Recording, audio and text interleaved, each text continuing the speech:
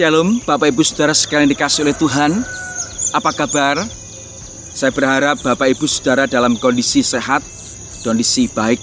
Nah saudara, mari kita sama-sama tunduk kepala, kita berdoa sebelum kita membaca dan merenungkan firman Tuhan. Mari kita berdoa. Bapa di surga, terima kasih untuk pagi hari ini. Sekali lagi Tuhan mengizinkan dan memberikan waktu dan kesempatan kepada kami untuk boleh membaca dan merenungkan firman-Mu.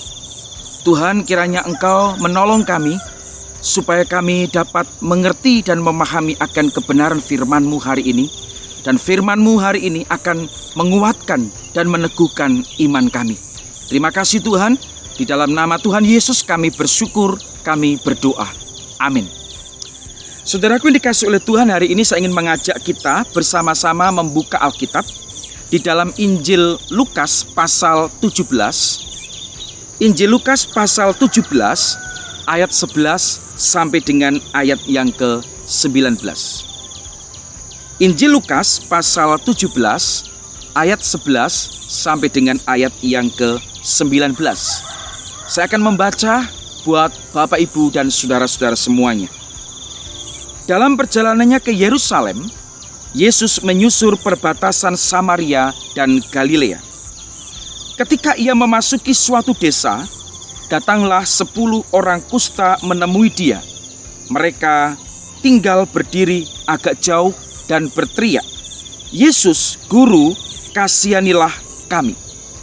Lalu Yesus memandang mereka dan berkata, "Pergilah, perlihatkanlah dirimu kepada imam-imam." Dan sementara mereka di tengah jalan, mereka menjadi tahir. Seorang dari mereka, ketika melihat bahwa ia telah sembuh, kembali sambil memuliakan Allah dengan suara nyaring. Lalu tersungkur di depan kaki Yesus dan mengucap syukur kepadanya. Orang itu adalah seorang Samaria. Lalu Yesus berkata, "Bukankah ke-10 orang tadi semuanya telah menjadi tahir? Di manakah yang 9 orang itu?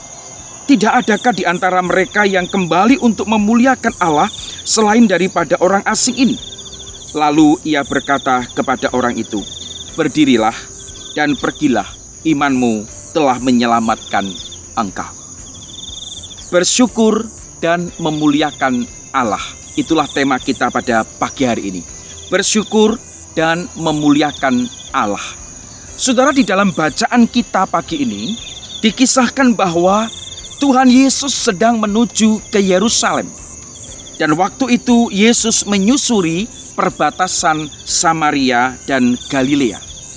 Nah, ketika Tuhan Yesus memasuki satu desa, dikisahkan datanglah 10 orang kusta menemui Tuhan Yesus. Saudara, sedikit tentang penyakit kusta atau bisa disebut sebagai dikenal lepra gitu ya. Nah, penyakit ini disebabkan satu bakteri, namanya bakteri Mycobacterium leprae. Nah, penyakit kusta ini boleh dikatakan penyakit tertua di dunia. Oke, nah saudara sekalian dikasih oleh Tuhan, 10 orang kusta yang di dalam kisah yang kita baca ini, mereka bertemu atau menemui Tuhan Yesus. Tetapi di dalam Alkitab menceritakan mereka tinggal berdiri agak jauh. Saudara, kita bertanya, kenapa mereka harus berdiri agak jauh? Kenapa mereka tidak mendekat kepada Yesus dan rombongan yang menyertai Yesus? Nah, saudara sekali dikasih oleh Tuhan, ada sejarahnya. Pandangan orang Yahudi atau orang pada umumnya terhadap orang yang berpenyakit kusta perlu kita tahu. Yang pertama, mereka dipandang sebagai orang berdosa. Mereka dipandang sebagai orang yang terkutuk karena penyakit kusta bagi orang pada saat itu adalah penyakit kutukan. Mereka dipandang sebagai orang najis. Mereka tidak layak untuk mendekati orang lain atau bersama dengan orang lain. Bahkan kita pun tidak boleh mendekat kepada mereka. Nah, saudara, 10 orang kusta ini tahu diri. Ketika Tuhan Yesus lewat di satu desa, mereka cukup berdiri agak jauh dan kemudian mereka tidak berani mendekati rombongan Tuhan Yesus. Mereka cukup hanya berteriak dari kejauhan. Mereka berkata, Yesus, Guru, kasihanilah kami. Saudaraku yang dikasihi oleh Tuhan, apa yang diharapkan oleh 10 orang kusta ini? Satu hal yang diharapkan, yaitu belas kasihan Tuhan Yesus. Mereka sudah sangat menderita sekian lama. Mereka dijauhi, dikucilkan, dipandang najis, dipandang sebagai orang yang terkutuk, dipandang sebagai orang yang tidak layak. Mereka tidak ada teman, tidak ada saudara. Nah, saat itu ketika mereka bertemu dengan Yesus, mereka meminta belas kasihan Yesus. Mereka berdiri agak jauh, mereka berkata, Yesus, Guru, kasihani kami. Saudara, saya percaya mereka meminta dengan kesungguhan. Yesus, Guru, kasihanilah kami. Kami orang yang terkutuk, kami orang yang tidak layak, kami sudah sangat menderita. Nah, saudara sekalian dikasihi oleh Tuhan, lalu apa yang kemudian dikatakan oleh Yesus? Apakah Yesus langsung berkata, oke, aku sembuhkan kamu. Oke, kamu akan sembuh, kamu akan tahir. Tidak, saudara.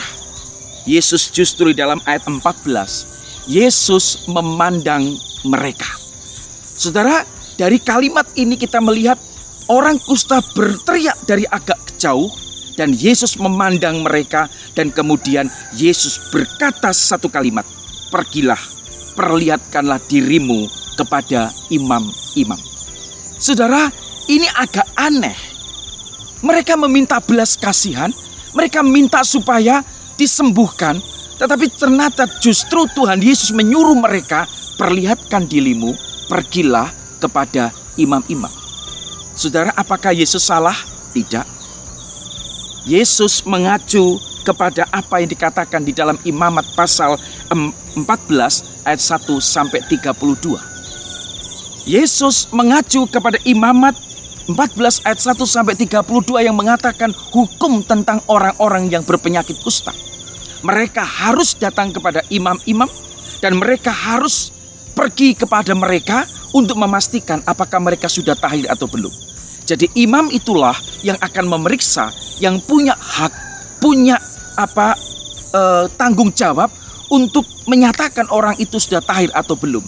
Karena itu ketika Tuhan Yesus berkata, pergilah, perlihatkanlah dirimu kepada imam-imam, itu tidak salah. Dan apa yang dikatakan di dalam ayat 14 ini, mereka 10 orang ini pergi menuju kepada imam-imam. Mereka hendak memeriksakan diri mereka, apakah mereka sudah tahir atau belum. Saudara, mereka taat. 10 orang ini taat untuk pergi memperlihatkan diri kepada imam-imam. Dan apa yang terjadi? Di dalam ayat yang ke-17 dikatakan, 14. Dan sementara mereka di tengah jalan. Perhatikan baik-baik. Sementara mereka di tengah jalan, mereka menjadi tahir. Saudara, buah daripada ketaatan 10 orang kusta ini, ketika mereka menuju kepada imam-imam, belum sampai ke tempat imam-imam, di tengah perjalanan mereka sudah menjadi tahir. Mereka sudah sembuh. Saudara, ketaatan 10 orang kusta ini membawa kesembuhan mereka. Nah, saudara sekali dikasihi oleh Tuhan, dikisahkan di dalam berikutnya, di dalam ayat yang ke-15, ada satu orang yang kemudian menyadari bahwa dirinya sudah tahir, dirinya sudah sembuh. Dia kembali memuliakan Allah. Dia kembali memuliakan Allah dan kemudian dia datang kepada Yesus, tersungkur di depan kaki Yesus dan mengucap syukur kepada Yesus. Lalu kemana yang 9 orang? Hanya satu yang kembali kepada Yesus dan tersungkur dan memuliakan Allah. Kemana yang 9? Tidak tahu. Yang satu ini, ketika dia menyadari bahwa dia sudah sembuh, dia sudah tahir, dia ingat kepada satu pribadi yang sudah mentahirkan dan menyembuhkan dia, yaitu Yesus Kristus. Dia ingat pribadi yang pertama-tama kali setelah dia sembuh, yaitu kepada Yesus. Saudara, saya berpikir mungkin 9 orang setelah dia menyadari dia sudah tahir, dia langsung pergi ke sanak famili saudara-saudaranya, memperlihatkan dirinya bahwa saya sudah tahir, saya sudah sembuh, saya sudah memeriksakan diri kepada imam-imam dan saya sudah sembuh. Dan tidak lagi datang kepada Yesus. Tetapi satu orang ini, saudara, dia datang pertama-tama kepada pribadi yang telah menyembuhkan dia. kepada pribadi yang telah mentahirkan dia, yaitu kepada siapa? Yaitu kepada Yesus. Dia datang dulu kepada Yesus, dan kemudian setelah itu saya membayangkan, saudara, setelah itu satu orang ini dia datang kemudian kepada saudara-saudaranya. Saudara dikasih oleh Tuhan, banyak orang Kristen, banyak orang-orang yang telah mengalami mujizat, banyak orang-orang yang telah disembuhkan oleh Yesus. Mereka tidak datang kepada Yesus, tetapi sebagian besar mereka datang kepada orang-orang lain, memperlihatkan dirinya bahwa dia sudah sembuh. Tetapi firman Tuhan hari ini memberikan teladan kepada kita. Melalui satu orang yang kembali kepada Yesus ini, kita diajarkan, kita pertama-tama harus datang kepada Yesus, Sang Pemberi kesembuhan itu.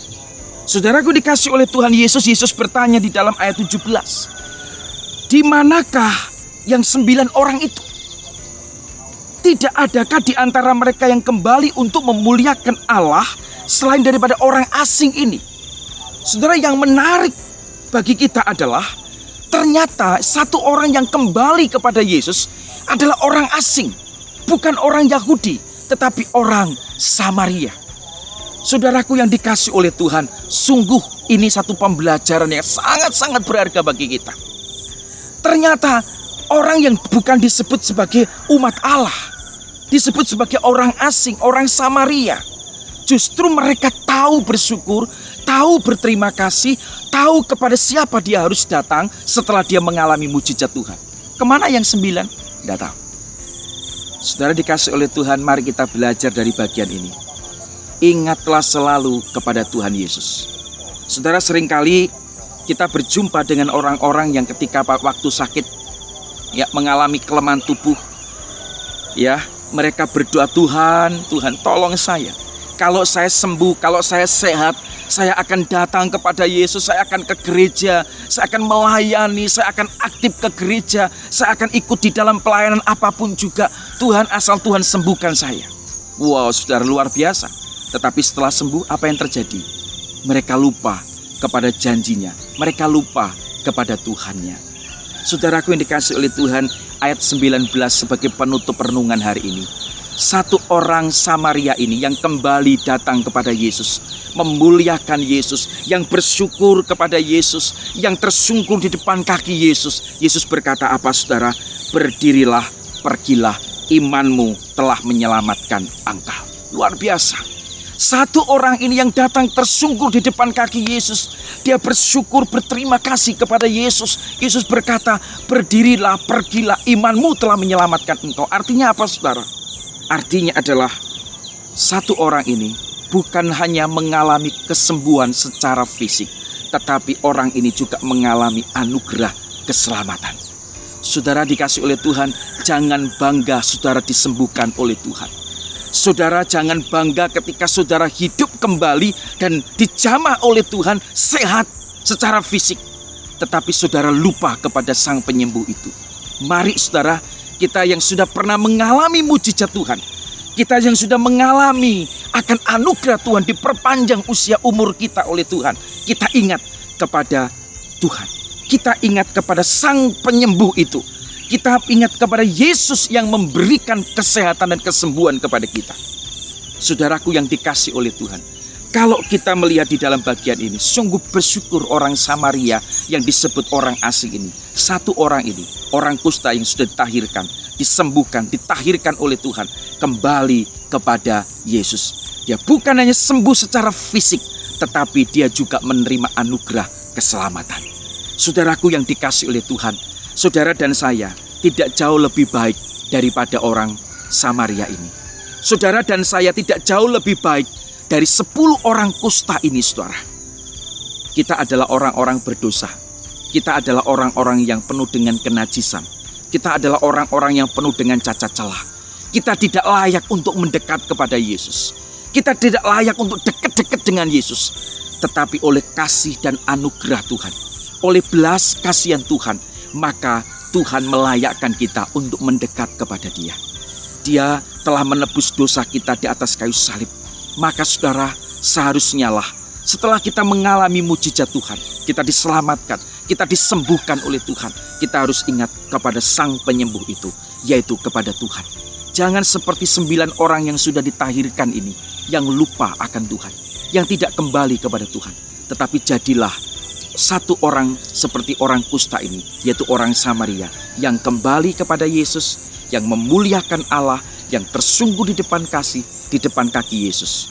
Dan dia bersyukur kepada Tuhan. Hari ini, biarlah Tuhan terus menolong kita, untuk kita menjadi orang Kristen yang senantiasa penuh dengan ucapan syukur. Bersyukurlah dan muliakanlah Allah. Amin. Mari kita berdoa. Bapa kami yang di surga, kami bersyukur untuk pagi hari ini Tuhan mengingatkan kepada kami akan apa yang seharusnya kami lakukan dan kerjakan.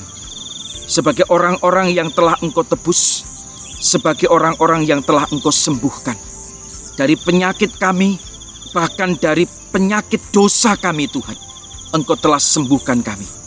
Karena itu Tuhan, kami bersyukur. Jadikan kami sebagai orang-orang yang tahu bersyukur, tahu berterima kasih, datang kepada Allah, memuliakan Allah, tersungkur di depan kaki Yesus, dan bersyukur kepada Engkau. Terima kasih Tuhan. Kami berdoa untuk teman-teman kami yang saat ini sedang sakit, yang saat ini sedang terpapar virus corona. Tuhan, kiranya Engkau menyembuhkan mereka. Engkau memberi kekuatan kepada mereka. Mereka yang lemah imannya Tuhan kuatkan. Mereka yang putus asa Tuhan bangkitkan semangat mereka kembali. Terima kasih Tuhan. Inilah doa kami. Di dalam nama Tuhan Yesus kami berdoa. Amin. Tuhan Yesus memberkati kita. Haleluya.